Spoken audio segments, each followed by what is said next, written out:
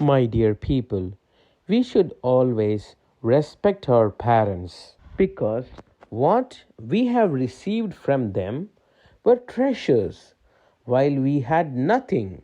Some old parents who may still struggle with their life sickness, still ready to sacrifice their old age for their grown up adult children.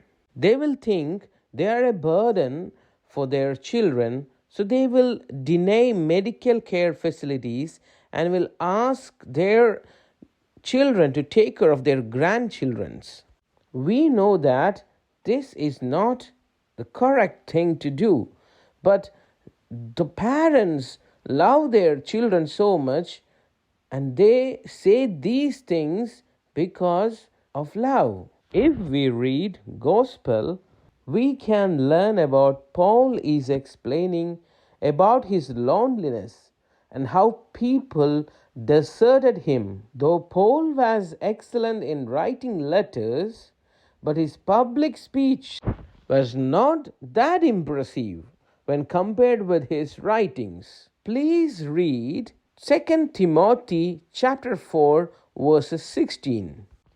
At my first defense, no one took my part. All deserted me. May not be charged against them. But the Lord stood by me and gave me strength to proclaim the word fully, that all the Gentiles might hear it. So I was rescued from the lion's mouth. Here we can see Paul is complaining about his loneliness and how his people deserted him. In spirituality, we should not complain. But as you go through the life of Paul, we know that he is slowly transformed and he become humbled to a level where he said, it is not I who lives in me, but it is Christ who lives in me. Now, please read 2 Peter chapter 3 verses 15. And count the forbearance of our Lord as salvation. So also our beloved brother Paul wrote to you according to the wisdom given him, speaking of this as he does in all his letters. There are some things in them hard to understand, which the ignorant and unstable twist to their own destruction, as they do the other scriptures. Here, forbearance of Jesus means tolerance or patient self-control of Jesus. So, now here in this text, Peter is explaining about how Paul felt when he was deserted. And we read in the Bible about Paul has to face trials in the court and put to prison. But still, some of his own people misunderstood him because of ignorance. And those people twisted his words to their own destruction, as they do to the Holy Scriptures sometimes. Now, the important and interesting fact about life of Mother Mary is that she never complained about anything. She had to go through lots of struggles and a lot of sorrow in her life. But she was a master to overcome these issues of loneliness, misunderstanding, desert experience. And she mastered all these problems through her spiritual strength. And that is treasuring everything in her heart. In other words, Mother Mary was pondering or silently meditating the greater plan and purpose of God in her life while she was traveling through these issues. Let's look into the life of Luke.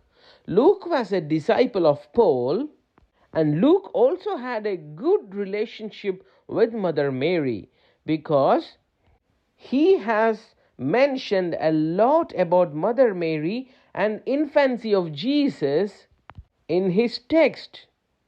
And we know that Luke is one of the 4 persons who wrote the Gospels. If Paul had a Marian encounter like Luke, he wouldn't have write down about his sufferings like these. Rather, he would know this is a plan of his given mission. These situations were there for Jesus as well. Please read John chapter 16 verses 32. The hour is coming, indeed it has come, when you will be scattered, every man to his home, and will leave me alone. Yet I am not alone, for the Father is with me. There is a small difference between Paul and Jesus. Paul is complaining about his sufferings, but Jesus is not complaining. Jesus is explaining about the future time where people will abandon him. Now we have to understand there is a little more to travel to reach the level of Jesus. And Mary successfully traveled this little distance. In my own life, there are times when I will speak out when I see sufferings, not to get any personal benefits for me, but to alert our leaders about general need or requirement of common people, and to explain about our good intention, which is not to be confused, so that we can bring more clarity and understanding about our mission. As I conclude my talk, I would like to tell you the best spirituality is complaint free. Always remember, Mother Mary was very successful to keep this complaint free spiritual life till her Assumption. So, all Marian covenant people should live this spiritual life. Thank you.